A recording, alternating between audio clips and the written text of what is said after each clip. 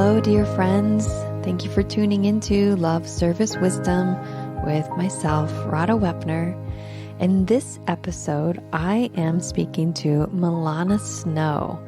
Millana Snow is a woman that I met while we were both teaching as part of the Entheo Wheel experience on sacred plant medicines at Esalen this past April.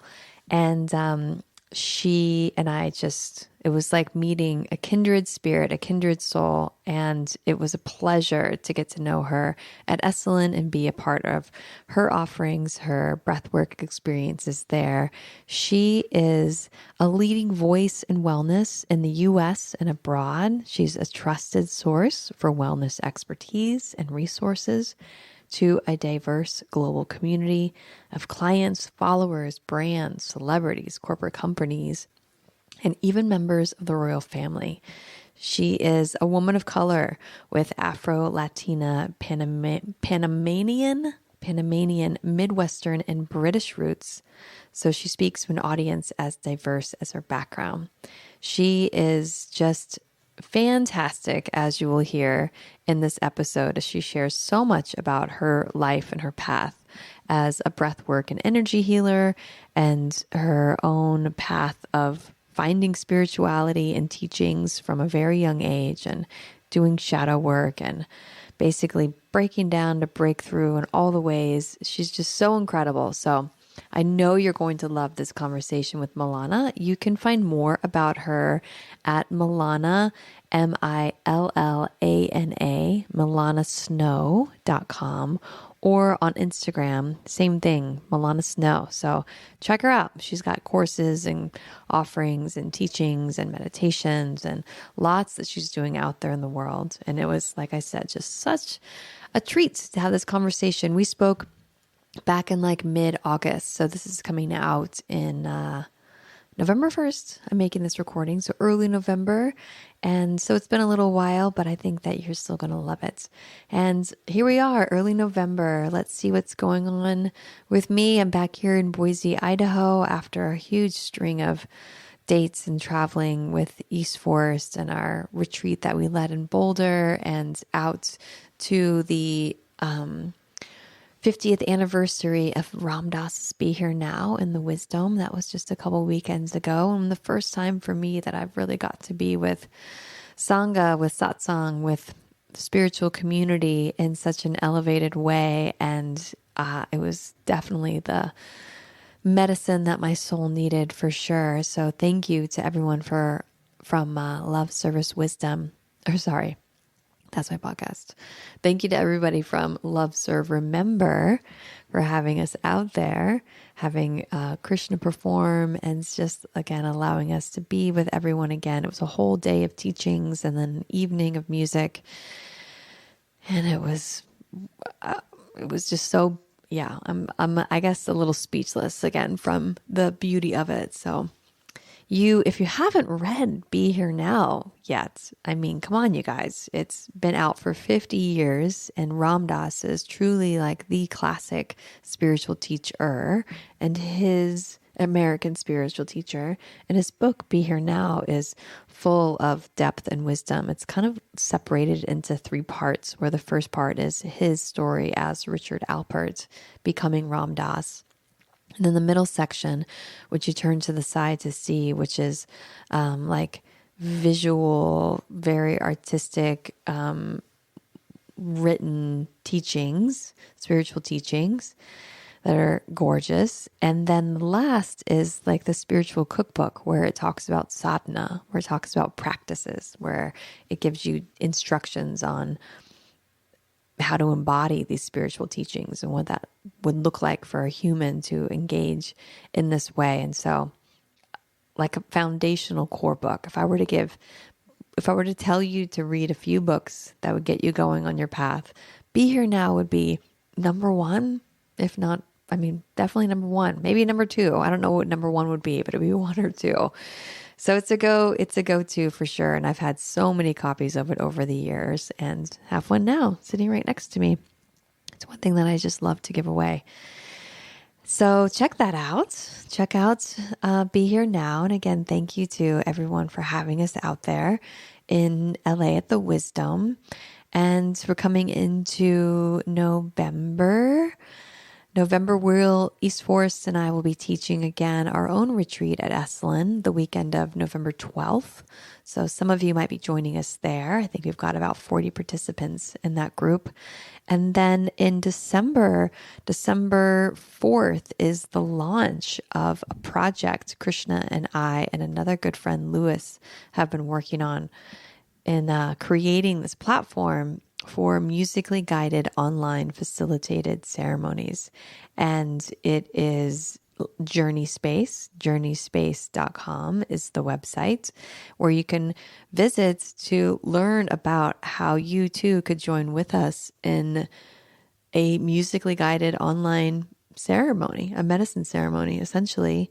We started doing those in the pandemic in private groups and circles, and now we're bringing it to the forefront. We're bringing it to the public, and it's beginning. It's beginning, you guys. I've been working. I mean, if you've heard me say over the past little while how intense things have been, part of it is because also, and in addition to everything else, we've been creating a startup, which is no joke as far as like energy and commitment and meetings and time and computer and all the things.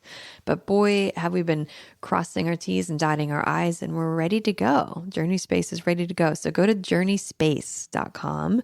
We have some social media, but we haven't like put it out there yet. But you can find us on Facebook and Instagram too. And looking forward to some play and rest in November. Thank you all again for listening. Thanks to everybody who's rated the podcast, particularly on iTunes or Apple Podcasts. It makes a big difference with people deciding whether or not they want to listen. So when you say that you like it, it helps people feel like they would like it too. So again, thank you for your reviews. Appreciate them so, so much. And now I want to turn you over to Millana Snow. Enjoy, everyone. Welcome, Millana, to Love, Service, Wisdom. It's great to see you again. Hi, good to be here. Thanks for having me. Of course. Yes. Like I just said before we hopped on and started recording, I've been looking forward to this opportunity to just talk with you one-on-one and learn more about you and your world. There's so many pieces of you that are so inspiring just from an initial impression, you know? It's really wonderful. Thank you. I feel the same about you, and it's so good to connect with you here because one, you look beautiful, by the way. I don't know if I told you that. You look really divine. I don't know what kind of light you have, but it looks really good. I'm just sitting in front of a window. Oh, nice. Thank you. Thank you. Yeah. Speaking of beautiful, I was looking into, about you a little bit more and loving your model history, model turned wellness, it seems as if, but from the what I gathered as well, you are the type of person that's had a deep connection probably your whole life. Mm-hmm. Mm-hmm. Yeah. Wow. That's a good guess. Yes. And I'm also the type of person who always believed that I could be whatever I wanted to be, whenever and however I wanted to be. Right. So where did that come from? Where did that come from? Yeah, I think that came from the same era of spirituality and the same reason. And I think it's because, well, one, I started meditating and started my journey like very serendipitously when I was 4 years old. And it was when my grandmother taught me how to astral project at 4. And I also moved a lot. I moved. Well, wait, I want to talk about that a little bit more. Oh, yeah. So paternal or maternal grandmother? Maternal. Maternal grandmother. So your mom's mom, you're with her and she's like, honey, come sit down. I'm going to teach you to do what? How did she describe it to a 4-year-old? Yeah, I remember her saying, come lay down next to me, close your eyes, and walk out of your body. Just like that. It was, yeah. And when you're 4 and, my mom and my stepdad were pretty much agnostic, atheists, had no spiritual, opinions really. I was just open. I was like, oh, okay, cool. I'll try that. And she would have me practice it with her multiple times. So I didn't even question it. And what was your grandmother's teaching lineage? Like, where did she learn how to do that? Do you Well, I know? always joke, yeah, because she was definitely like quintessential hippie. She grew up in Oklahoma on a farm, and then at 17 had my mom and just was like a wild woman. So she fled out of Oklahoma and into the arms of any hippie cult that would welcome her, which were many at that time. So one of them was Eckankar, which I know she wouldn't call a cult, and I joke. Eckankar is one of the practices and lineages that she studied, and she just was is a free living artist and explorer, and just really bold thinker. And so that definitely lent her to share that with me, because I was just wide open and ready for that. Mm-hmm. Do you have siblings, or were you an only child then? I do, but at this time I was the only child and I was her first grandchild. Uh-huh. Uh-huh. Wow, wonderful. Thanks, Grandma. Yeah. So when you astral projected as a 4-year-old, what was that experience like for you? Like when she said, leave your body, did you then see your body from the outside? Mm-hmm.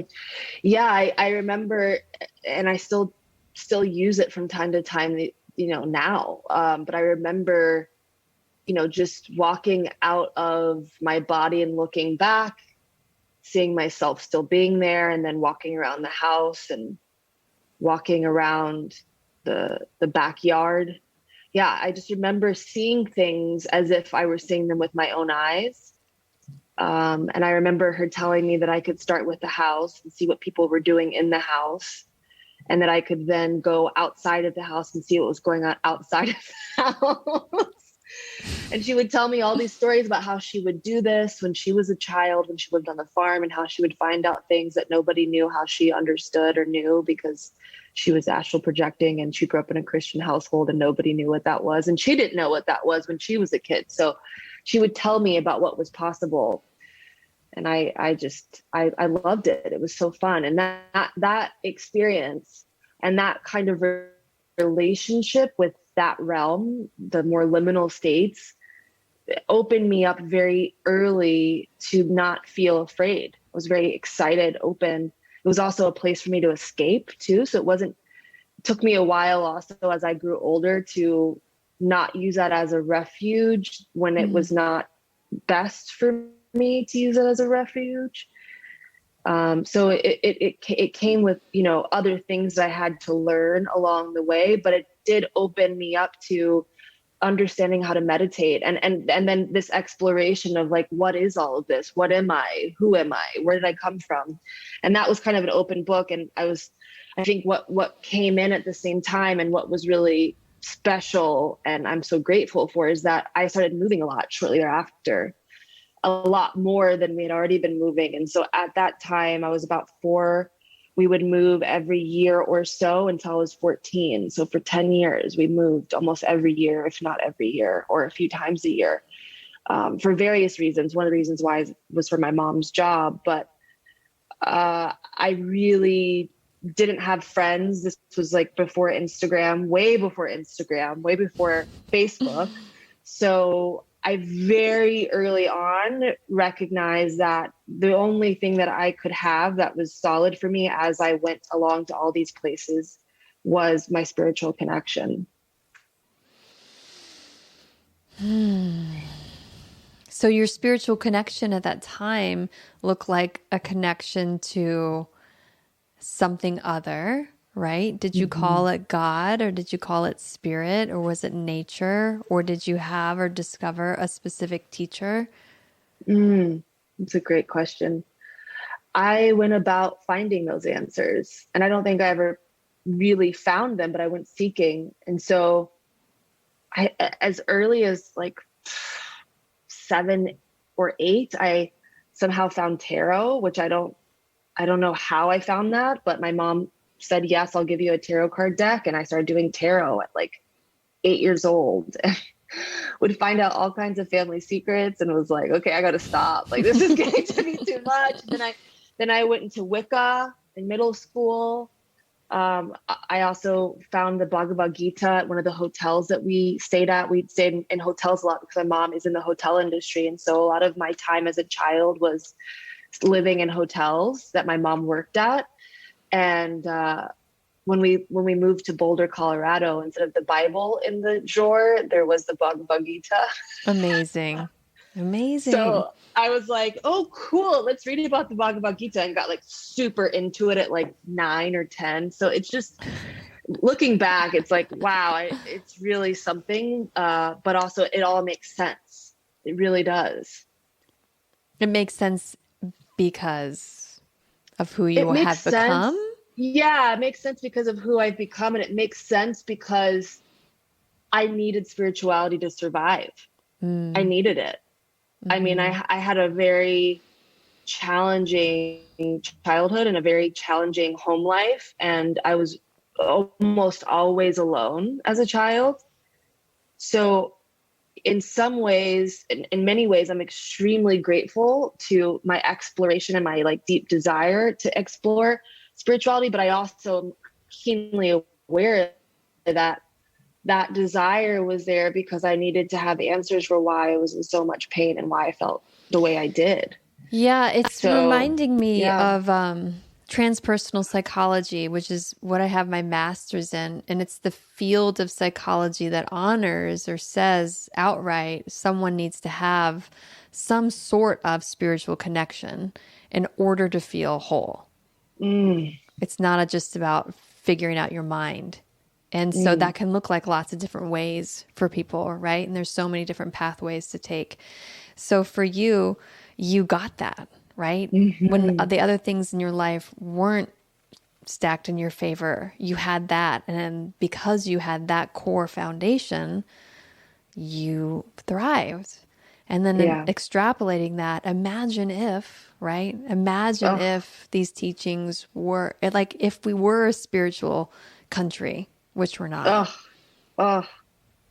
That's one of the reasons why I do my work, because I know what, even just the healing journey, let alone feeling like you found your God or feeling like you found your purpose, but just being on the journey. I know what that does as a little girl.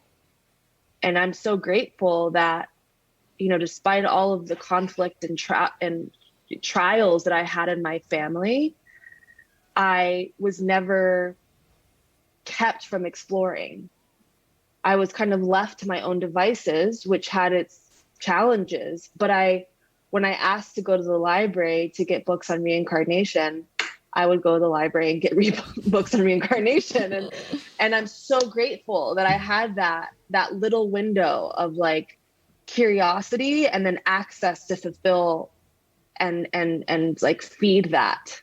And I pray that some of my work today can help give that back to more and more people, because I just cannot imagine who I would be. I don't even know if I would be alive if I didn't have that as a child. It's funny to me hearing you tell some of your story, how similar we were in lots of ways, just being a seeker from such a young age. And also left to my own devices, and also moving every year, and also feeling, you know, quite alone, but really like just curious about the world and the nature of consciousness and what it means to be human, and spending so much time in the library saying just like, what weird books can I find?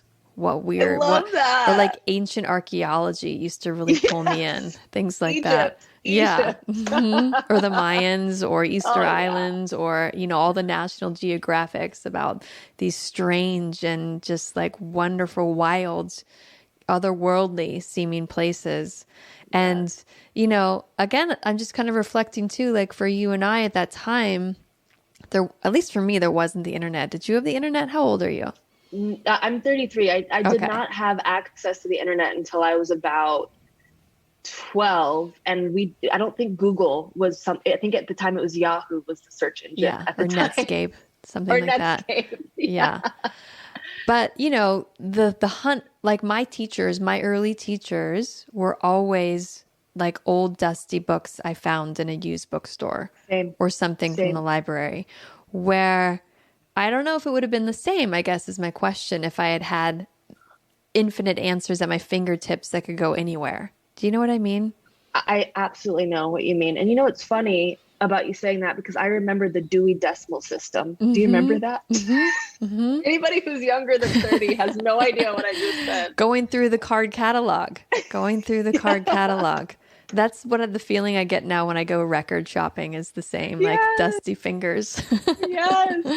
Oh my gosh. I remember that. And I remember even when the Dewey Decimal System was put on the local computer server, and just typing in, reincarnation or spirituality or witchcraft, and just getting literally anything that was available under those search terms. And feminism was also really important to me. So I was reading like Margaret Mead and oh God, I can't, some of the teachers I don't even really remember. I just remember that every book I would read, and I would read it until I'd fall asleep with the book in my hand. But it's so funny that all that information was digested, but not really a teacher that was like, oh, this is my standout. It was really just like, what else can I explore? What else does this mean to me?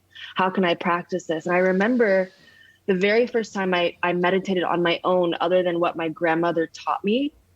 I remember I did some sort of meditation that I read about in a Buddhist book. I don't remember what book it was. And I remember putting it down and saying, I'm going to try this, and laying on my floor, meditating and going to some temple and meeting a guru in the temple and having a deep experience with this guru. Even when I talk about it to this day, I still feel the peace that I felt when I met with this guru in this meditation. And then waking up and looking at my clock and realizing that it had been 2 hours, but it felt like just a couple of minutes. Wow. And I couldn't tell you anything about who told me that, but I remember that it led me to get to do stuff like that again and again and again. And yeah, I think feels to me, that. From the outside looking in, with especially your interest in reincarnation, there's just deep past life for you. Yes. Already. Yes. The fact that you chose a grandmother who was going to teach you to astral project at 4. That's a good choice for somebody who wants to kind of like, almost like pick up where they left off. Totally. I love that. That's great. I love that. Totally. Oh my God. And I totally picked my family. I mean, I grew up in a multicultural family. My mom is white and she's from Oklahoma and Kansas. And when my mother married or got with my dad, who then became her husband, my great grandparents completely disowned her because he was Black. And I was the first person of color in my family, other than what is storied to be maybe one Native American woman at some point. But I was really an anomaly. I mean, really, in my family on my mother's side. And on my dad's side, they were a bunch of international kind of playboy and playgirls from Panama. At least my dad was a playboy from Panama. And I kind of it was like these merging of two very opposite worlds through me. And then my dad left around the age of 3, or they got divorced around the age of 3. And I was kind of in this really, really tough family situation with my mom, my stepdad, and my little sister thereafter at about the age of 5. And it got really, really deep. It got really tough. And I just think about, like, when I look at the healing of all of that and really having integrated all those experiences and those versions and parts of myself now, I'm like, wow, what a funny little life I chose. And like, how cool. Mm-hmm. Mm-hmm. Yeah, to have stood out in such a way. Yes. And within that, not losing your authenticity. Working very hard to not lose my authenticity until I could finally understand that was needed and valuable. Yeah. Yeah. Because I'm sure, like all of us, we try to adapt. We try to fit in. We try to conform. We try to do what we think we need to do in order to be loved, to be accepted. Yeah.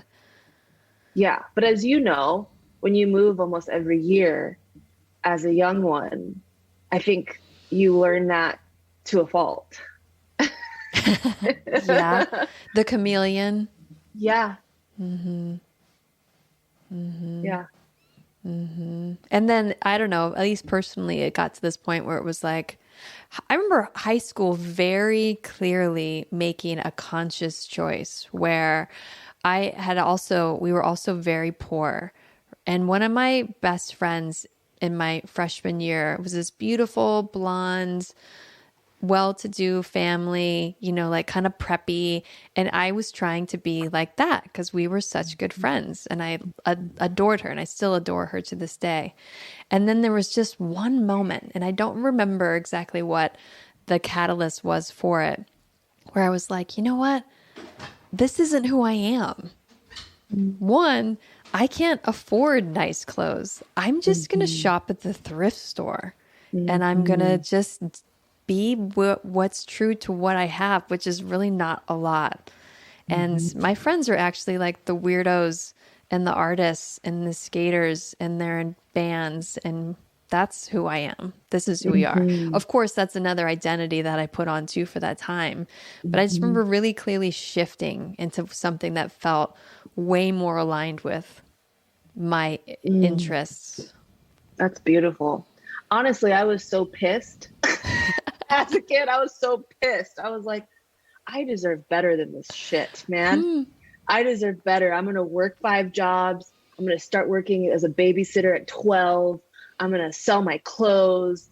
Honestly, I was very angry. I could not get over that. I thought I should have better and that I deserved more. I mean, truly, my mom and I really thought about this because, it was like, I thought we should not be poor. We should not be, I should not have to deal with drug and alcohol abuse. I should not have that. And I was I don't know how I knew that, but I was very adamant that I deserved better. And boy, did it cause problems. And I don't think I really came full circle on that until honestly 2017. What happened then? After years of really trying to prove my value, I finally realized that I didn't have to prove it. And it came from just a complete breakdown of all the systems of me trying to prove that I was valuable, that I was good enough, that I was worthy of being protected and loved and cared for, and who I am and what I believed in. And I had to be an adult in my Saturn return for that to really all come down in a way that I could also handle and withstand without crumbling. And because you were a high achiever, like you were doing, you were achieving your goals. And so it sounds like no matter how much you actually got externally or achieved, there was still the hungry ghost that wanted more. Exactly. Because what was really under that was, please just agree that I'm worth it. Please just agree that I'm valuable or worthy of love and safety. And that, those hungry ghosts are related to being a child that didn't have those things, didn't have that validation. And so I had to really become the adult woman who had enough of that independently, where I could realize that's for me to provide and for me to come back and reparent. How did you get to that place though? Where did that realization come from? Can you pinpoint it, or the arc of it? Yeah, I had a business that I really cared about from 2012 to 2017 that I started on my own and had brought in various business partners over the course of the 5 years. And what was the business? It started off as rooftop yoga and kind of became this amazing community of international events and programs and practitioners and clients. And then I really wanted to make it an online community, and I didn't know how to build that. And so I brought in 2 partners to help me with that. And the last year, it was really like the final confrontation of recognizing that actually what I'd been doing is giving out my power and giving out what I cared about most, which was community and healing, to people who really didn't respect me or the work. And I was, and really, if I was honest with it, I was okay with it because I saw myself as a victim and as someone who was powerless to do what they were feeling called to do. And so when all of that came to a head, it was the realization that I had really given my company and my community to people who weren't there for the ultimate holistic well-being of myself or the community. And so when I had that realization and the way that things then fell apart and the way that went really led to me losing everything, lost my company, my community, for the time being, led to us getting lots of press and lots of excitement around what we were doing. And then all that being completely wiped out, not having a job, not knowing what was next, literally being as broke as I've ever been at like 28 years old. And I really got to a point, I remember being in my bed and just being like, wow, I have nothing going on for me. And I need to look at how I got myself here. And that was like the thing that opened up everything. I was like at the bottom of my shame, the bottom of my guilt, the bottom of poverty and like nothingness, quote unquote. And really that was where everything opened up when I was willing to ask myself, okay, how did I do this? How did I get here? Mm. Mm. And what a beautiful inquiry. I mean, that's the question. What did I do? How did I get myself here? What does this really mean? Yes. What didn't I understand? Yes. What false beliefs did I have? How was I deluding myself? Yes. Yeah. And, as you know now, right? If your foundations are built upon those false beliefs, they will crumble. They won't give you real lasting satisfaction. It won't be in integrity, let's say, even though, we don't see it's called a shadow for a reason, Yes. we don't consciously know. I mean, we know a little bit, but not fully until then we do. Yes. Yes. And it really, I think it gets to a point where sometimes it has to get so loud and so it will shake you just enough where you are actually like, oh, I have to do something different. And that was finally the stage for me. And I have to say, the year that followed was probably one of the most revolutionary years of my life, and everything completely changed after that. 2018 was one of the best years of my life. And things have just gotten better and better and better every year. And my healing has just expanded personally for me in ways that I never even knew were possible. And it really, that moment in time was like, April of 2017, really just because all of that trauma and all of that pain had been stacked up so high, that was really the apex of pain for me over that period of my life. And so I'm so grateful for the people that made that possible for me to come to that place. I try to be mindful of speaking of those people that I worked with at that time, because now I see just like the incredible gift that I was given by them playing the roles that they did exactly in the ways that they did. And yeah, I just hope that anybody that's listening, if you're going through something like that like really, if you can move through it deeply and look at your own like true accountability in it, then the players in the game become like actually your allies, even if they look like enemies. Your teachers, Yes. It's another contract in a way. Like, I'm going to put you through shit so you get it. Yes. And because I love you. Yes. Deep down.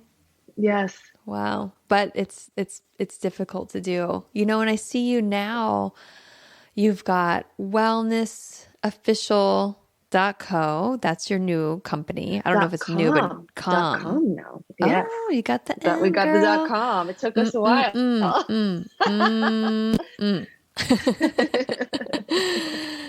And, you know, when we were together at Esalen, you led a couple incredible breathwork sessions with your partner one night, Justin, doing the music to it too. The two of you weaving together in synchronicity. I want to learn more. We spoke briefly there where you said, I kind of just, you know, have put this together and it's just flowed through me and this is what I do now. But when did you first begin breath work or energy healing? Yeah, it's a great question. Yeah, everything that I teach is what I've used for myself. And the funny thing is, especially when people ask me about my training, is that nobody formally trained me. It was just like really, again, a real personal need to heal myself. And just practicing. But you had teachers, right? Did you go to breathwork? Because I heard you, when I watched you, was with you teaching, you reminded me of Stacy Matulis. Do you know Stacy in LA? Oh, no, I don't. She's an incredible breathwork teacher. It just felt like such similar vibes of the depth of it. Look her up. Yeah. I'll share her with you. Yeah. I did not have a breathwork teacher. I know this is just crazy. But I literally went to a breathwork event that was, I can't remember the name of the studio, but I was invited to an event. It wasn't even a class. It was an event. And a woman whose name I should probably remember did the breath work. And I had an incredible experience. And I went up to her and I said, I would really love to learn from you. Do you teach this? And she looked at me like I was crazy. And I said, okay, I guess I'll go and learn it somewhere else. And that was kind of it. You know, maybe that's why I don't remember her name, because it wasn't, I was like, okay, I guess, all right. This is a no. So I'll just go. And so I decided, let me go home and do what I just did and repeat it over and over and over again. And so I did it over and over and over again for months. And at the time I was doing energy healing, but it was kind of my own version of Reiki. I only took Reiki 1 with a friend of mine named Gwen Gatos. I never was Reiki attuned past 1. And I was kind of doing my own fusion of things. So when people would come to my house, I'd say, you know, this is kind of my own version of Reiki. I'm just going to have you do, you know, this meditation, and I would guide them through it. But when I started learning the breath work on my own, I had a few clients. I had like 3 clients that were very close that would come to me every month. And I would say, hey, I've got this new breathwork practice that I'm trying. Would you be interested in trying it? And I would only do it with those core clients that knew me very well and vice versa. And over the course of a year, I developed my own approach to kind of fusing all of these things, but I cobbled them all together. That makes sense. And that's what I mean. Yeah. Yeah. You know? Again, that we're very similar in that way too, where I get inspired and just like, I can figure this out. I can do this. This is what's happening. Here we go. Yes, this is working. Yes. People say it's working. We're getting results. Yes. Mm-hmm. And, you know, I think it speaks to this other aspect that these are inherent to all of us. Yes. It's what the body wants to do. It's what's flowing through the body. Exactly, Radha. That's exactly what I believe. That's exactly what I teach, because I am literally like, you guys, this is just what's worked for me.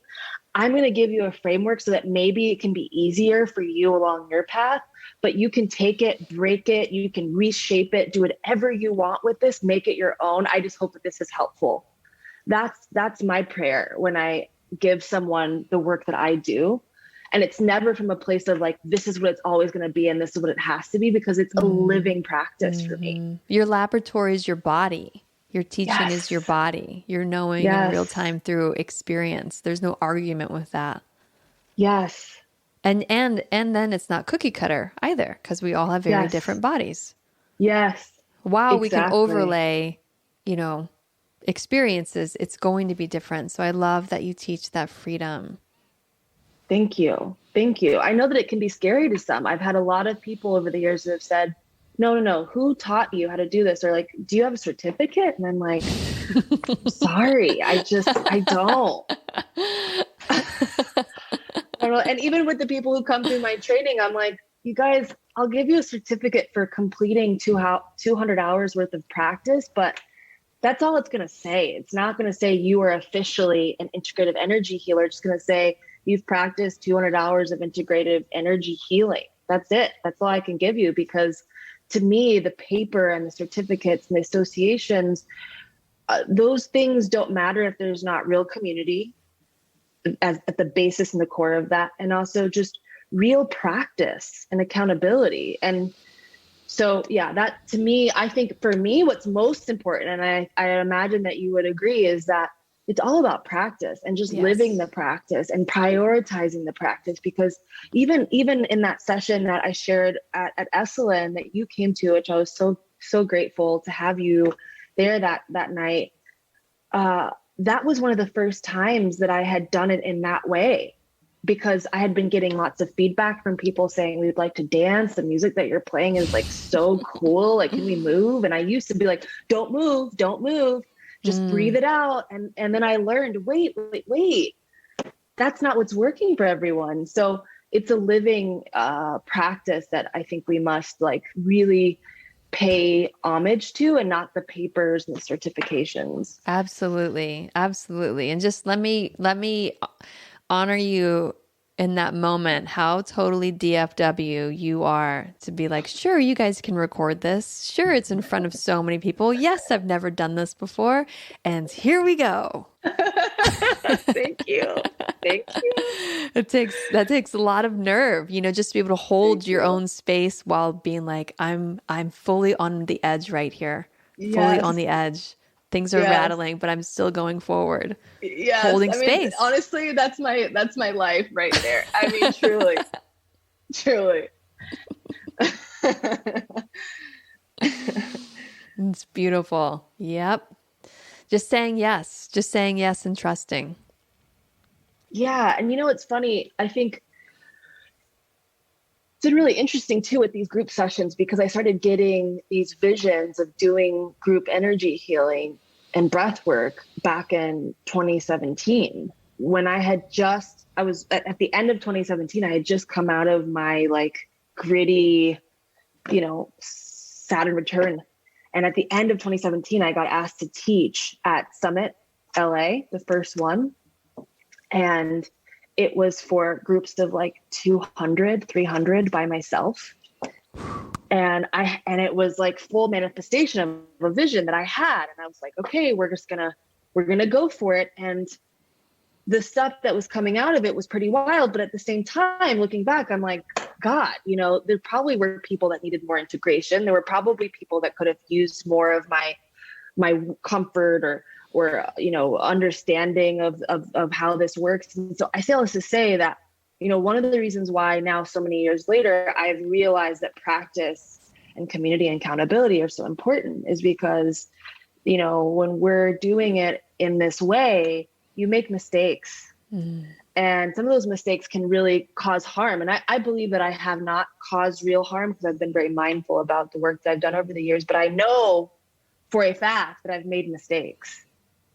And I think, just looking at that interesting contrast of like really living the vision, stepping into what I've been called to do, what I'm being called to step into, while also being very mindful about how we share our work and the transparency and the accountability that's required. It's a hard line to walk sometimes. It is, but I love that you're naming that you have made mistakes, and like us all will continue to make mistakes, because in a world where we can make mistakes, that's how we grow. Like that's how we learn.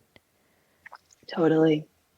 And that's what we're all here doing. We're students learning, and we've made so many mistakes. And everyone else around us does. But if we can hold ourselves and others with like a nurturing compassion of like, yeah, okay, well, what did we learn? Let's try again. Thank you. Thank you for that graceful reflection. I appreciate that. You're so right. So true. I think actually the faster you make mistakes, the more that you move through mistakes. If you can maintain mindfulness throughout, the more you can expand in a way that's like holistically sound. Mm-hmm.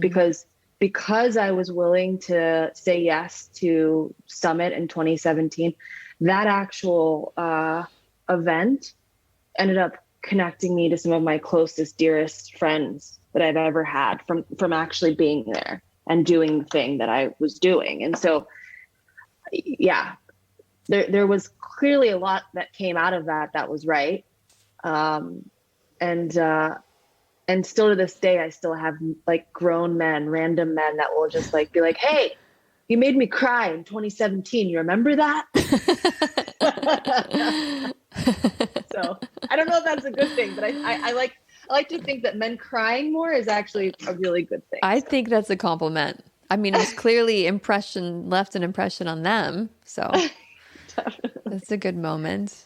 Yeah. And, along that line too, it takes a lot of courage. It's like riding the line of courage and vulnerability. And yes. I'm not going to do this perfect, but I'm willing to do it and I'm willing to show up. Because if you wanted to do it perfect, you wouldn't have done it. Totally.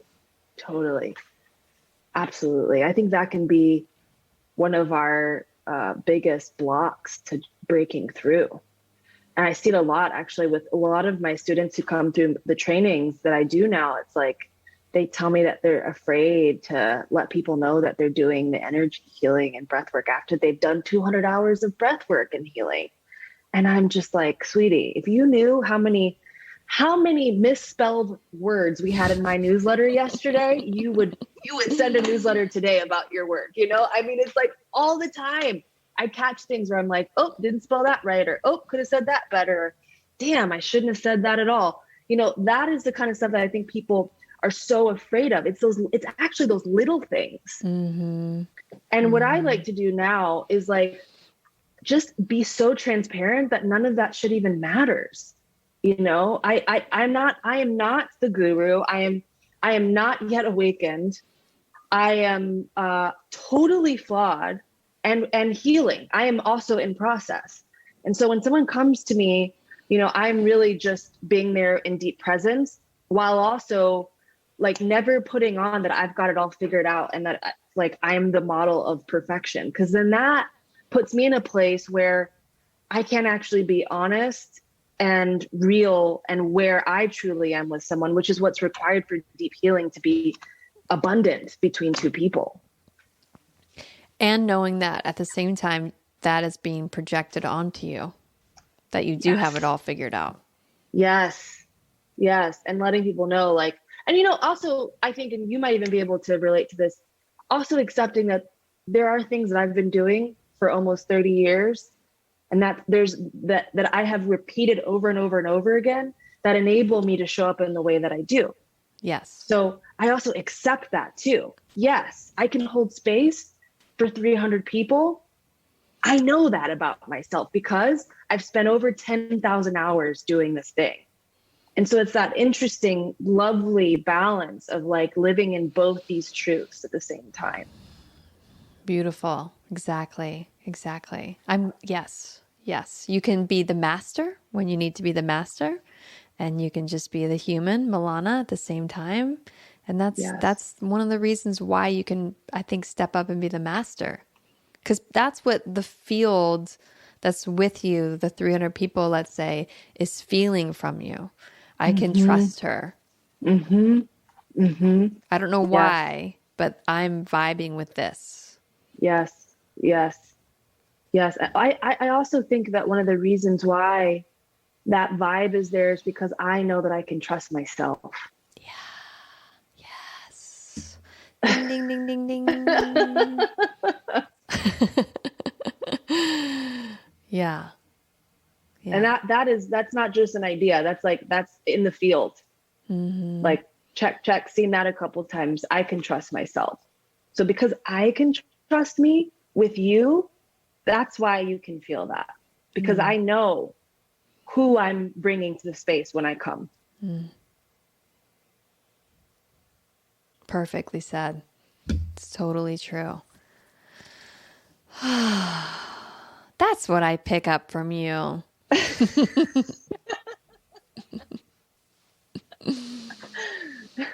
So what are you most passionate about right now?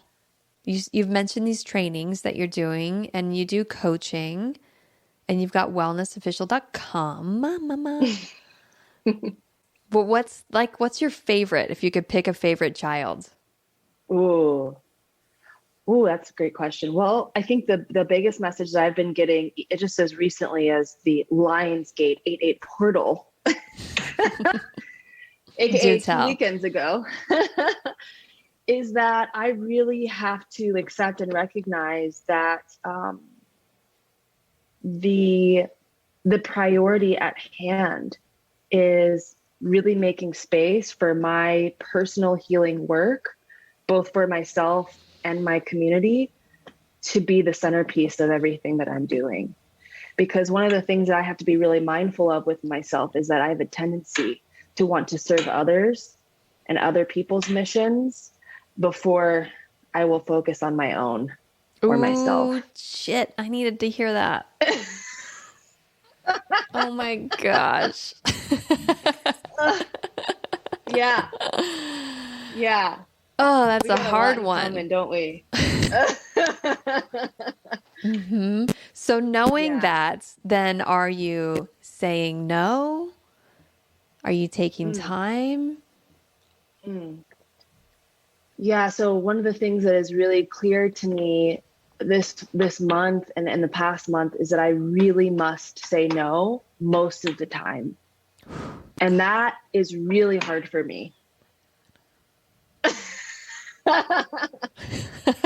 Yeah, it's really hard. I'm like, damn, I just want to say yes to everything. Okay, so how are you choosing then? Enlighten me.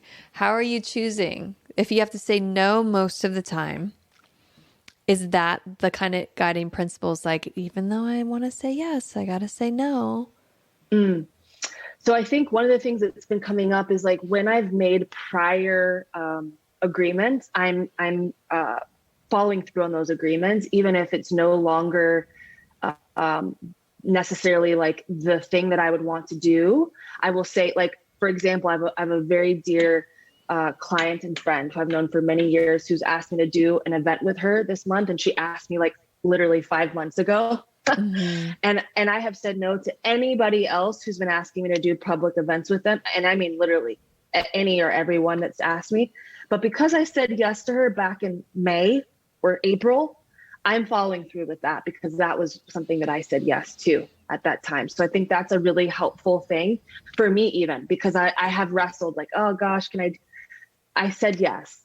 So now from this place moving forward, we're going to be more mindful.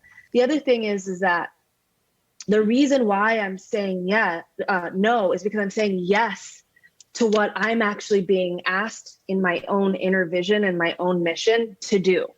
So it's prioritizing my mission, prioritizing my priorities, my responsibilities that only have to do with me and what I've got going on. And that has been really hard for me in the past. Yeah. And a lot of that also looked like I would do these little trade-offs with myself. Like, well, maybe if I like collaborate with this person to help them, I can kind of like slip in my thing and then we can kind of do it together. That was how I would do it because I really had a complex about showing up fully and prioritizing fully for what I know I'm called to do. And so that's been a big one for me this month. I get all of that so fully. And now my next question is, knowing that you're a projector, wouldn't you say that you were inclined to collaborate before because that's how it works? In a way? Like, how does it work now one-on-one with just like... Yes, I love that you brought up the projector. This is so great. This is so great. Oh, okay. So this takes me to my next part. Lately, I have been bringing in, calling in, attracting, creating partnerships that are really about promoting my stuff and my community and my mission more than anything else. So I'll give an example. Logitech and we don't even have to keep that brand name in, but I worked with Logitech and they asked me to do a video and a campaign that's a global campaign, simply using their little video live stream cameras, which is something that I already use, that I already need. And they said, you know what? We just want you to film what you're doing using what you use of our products. And we came back and said, okay, we can do that for this amount of money, which was very good for us. And they said yes. And it literally was to promote what the community, what the work is up to. That is something that makes sense for the mission. That is something that, yes, they get to benefit from. Yes, their customers and clients can see different ways that their products are being used. But ultimately, it got to be a commercial for Wellness Official and Millana Snow and the Integrative Energy Healing community. And so I just say this to say so transparently that what I'm really understanding now is it's like, oh yeah, how does this benefit me actually? Because I think what's happening, and I'm curious if this is something that resonates with you, is that for at least 10 years, everything I have done has been for the service of others. I mean, literally everything. And what I left out for about 7 of those 10 years was making sure that I was also okay. And so now it's integrating these two themes to be of service to others and to myself, and recognizing that the service of others doesn't actually have to be prioritized over me for me to have impact. And then the ironic thing about this is that now that I've balanced these two things, or even prioritized me being taken care of first, my impact has quadrupled month over month. I could go on and on, so I'll stop. I love it. I love it. Get it, girl. Speak truth. It's so right. And I know, like I said, I need to hear these things, and I know the listeners do too, because I think it's what many of us in this healing profession have been doing, because the self is so interestingly martyred. Let's just say. Yes. Bravo. Okay. Even saying these words, Radha, you don't even, I mean, maybe you can relate. I used to not even be able to say things like this out loud, let alone on a podcast. I couldn't even say those things to myself. Prioritize you, Millana? What? Like, not even, right. That was like bad. Without the immediate backflow of no, yeah, but no, yeah, but ooh, no. Mm-hmm. Totally. So bravely claiming I'm prioritizing myself. And isn't it interesting that when I do that, my reach and my service expands? Yes. It's like another layer of the healing work that you went through in 2017, where it was like, okay, I gotta, it's almost like, doing a deep clean on the house, where you're getting rid of what you thought you needed, that you've been hanging on to. I don't need that stuff anymore. Yes.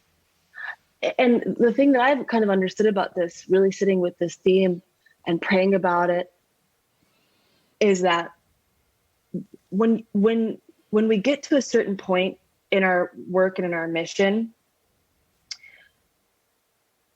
of really wanting to be of service and really make an impact and really do work that will help and support people's healing, we get to a point where there is a role of leader and teacher where we have to accept that if we aren't taking care of ourselves, that we are actually hindering the work that we get to do in the world, that we are actually not taking the full responsibility of the mission that we have accepted.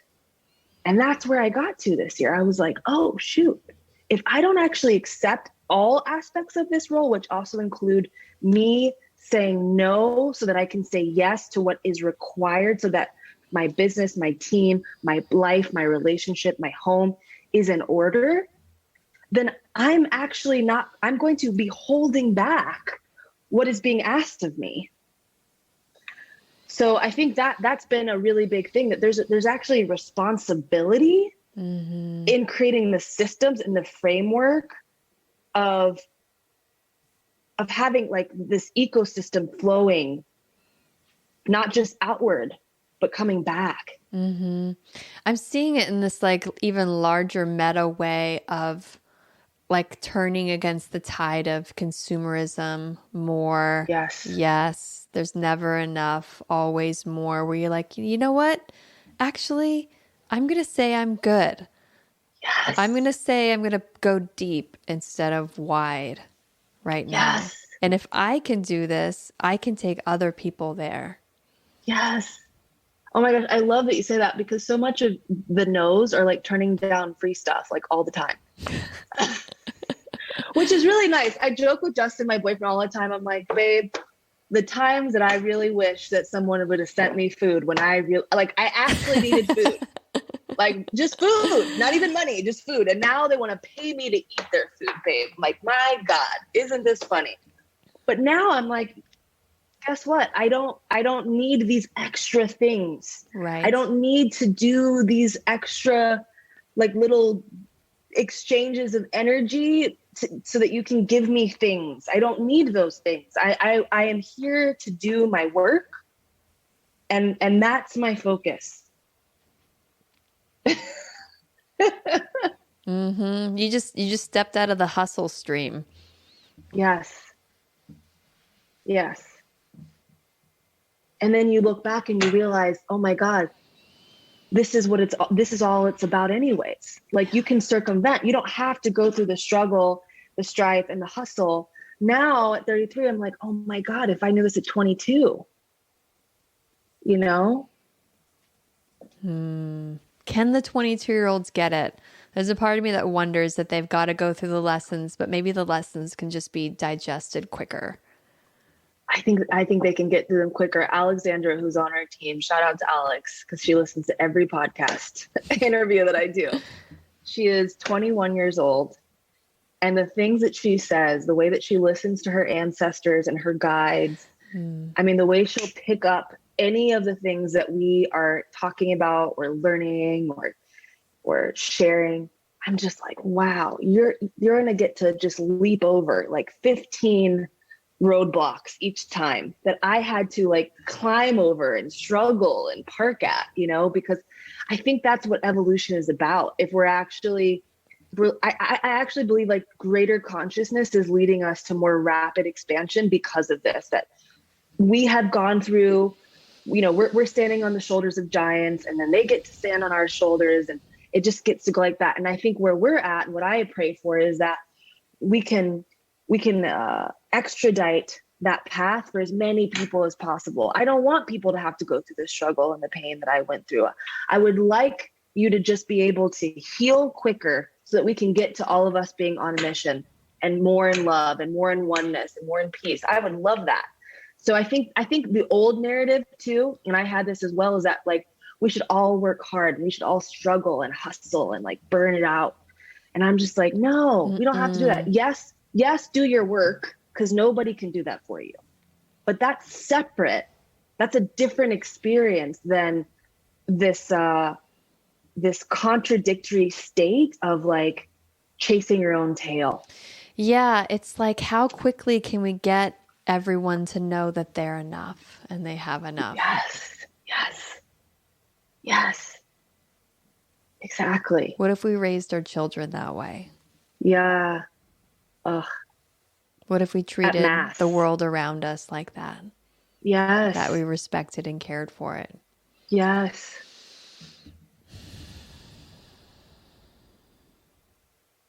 Yeah.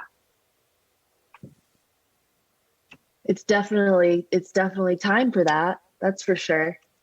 And I'm optimistic because perhaps I live in a bubble, and I think I probably do, but we are constantly looking to expand that bubble of just the possibility, the optimism that everybody in their own way can, that is actually possible for everyone. And that it doesn't have to look like mine, it doesn't have to look like a certain religion or spiritual path, but that everybody actually can heal and know that they are worthy, that they are enough, that they are part of a greater whole. So that's what the mission is. I love it. I love it. Bravo. Bravo. Bravo. We're on the same team. Yes, same team. I know. It's so cool. I'm like, oh my God, we have so much in common. I love it. Well, this conversation has been as delightful, if not more, than I thought that it would. Millana, I just love who you are. I love witnessing you. I love feeling you. I love seeing you and just knowing that you're out there doing exactly what you are. So thank you. Thank you. Thank you. I really look forward to more with you in whatever way that unfolds, whatever random moment might bring us together. Totally. Same here. Same here. I'm so grateful that you invited me to be here, and thank you for just really seeing me and opening your space and your community to me and vice versa. Yes. Well, you got it. And Millana Snow, Millana with 2 L's. Yes. .com. Thank you. Mm-hmm. Yes. MillanaSnow.com, wellnessofficial.com. I also, do a lot of stuff on Instagram. So if you all have an Instagram, that's a great place to just kind of connect for content and some just thoughts and musings. Share a lot there. And we also have a really cool breathwork little mini course. It's a 7-day little short intro to the breathwork. So if you'd like to join, you can go to Wellness Official and it will be there on courses. Awesome. Thank you so much. I'll link to all that too in the show notes. Thank you, Millana.